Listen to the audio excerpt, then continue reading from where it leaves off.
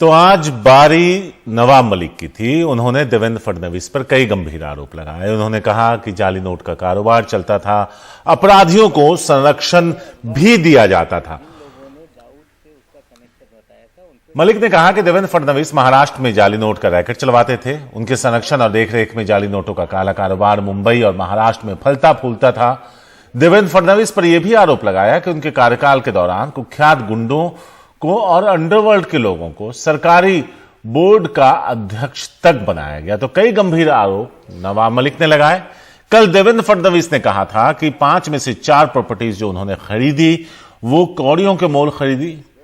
ऐसे में जिनकी जायदाद थी उनके अंडरवर्ल्ड से कनेक्शन थे, मुंबई धमाकों से उनका रिश्ता था, उसमें वो कन्विक्ट थे। तो उसका जवाब आज हाइड्रोजन बम फोड़कर जैसा दावा नवाब मलिक ने किया तो उन्होंने कई तरह के आरोप लगाए। जरा सुनते हैं क्या कुछ उन्होंने कहा है।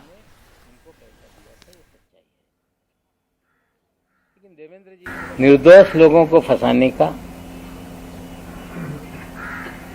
हजारों करोड़ की उगाही करने का, कहीं ना कहीं देवेंद्र जी उसको डाइवर्ट करने का प्रयास कर रहे हैं।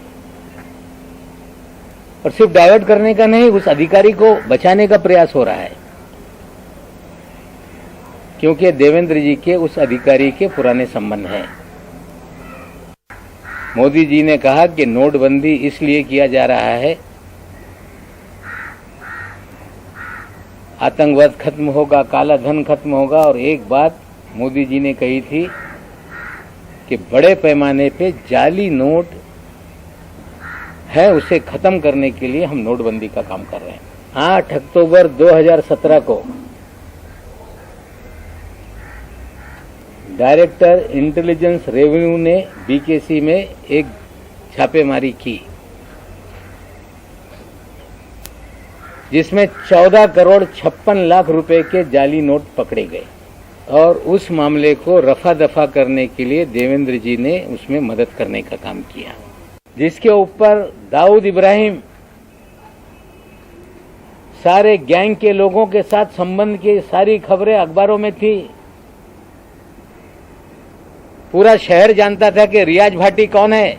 रियाज भाटी लगातार आपके साथ सभी कार्यक्रमों में क्यों नजर आता था? रियाज भाटी भारतीय जनता पार्टी के कार्यक्रमों में क्यों नजर आता था? प्रधानमंत्री शहर में आए और रियाज भाटी ने उनके साथ भी तस्वीरें खिंचवाई। देवेंद्र जी, आप मुख्यमंत्री रहते हुए इस महाराष्ट्र में आपने सारे क्रिमिनल लोगों को सरकारी पदों पर बिठाया, जाली नोट का नेक्सस आपने चलवाया, आपने रियाज भाटी के जरिए पूरी उगाही का काम किया,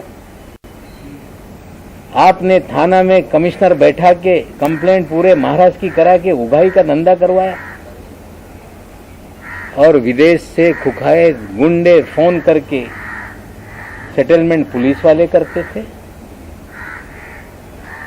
और ये सारा खेल आपके आशीर्वाद से महाराष्ट्र में चल रहा था।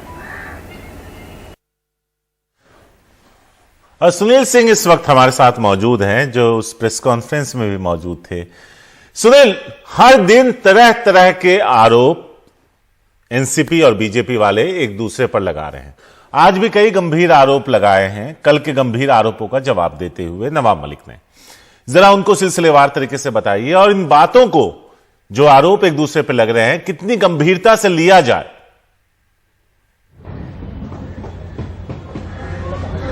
शारिक, देखिए, नेताओं की बातें होती हैं, उसमें सच्चाई या हम कहें कि कुछ कार्रवाई होगी वो बहुत ही कम होता है।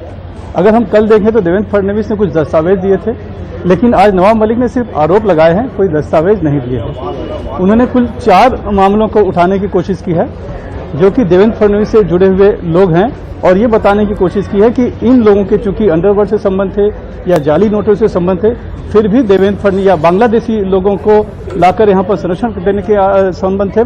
ऐसे लोगों को इन्होंने बीजेपी में पद दिए।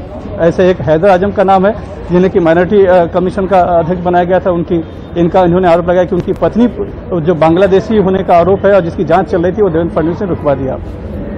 इमरान आलम शेख को जाली नोटों के साथ पकड़ा गया था, डीआरआई ने पकड़ा था। उसी मामले में पुणे से रियाज भाटी की गिरफ्तारी हुई थी।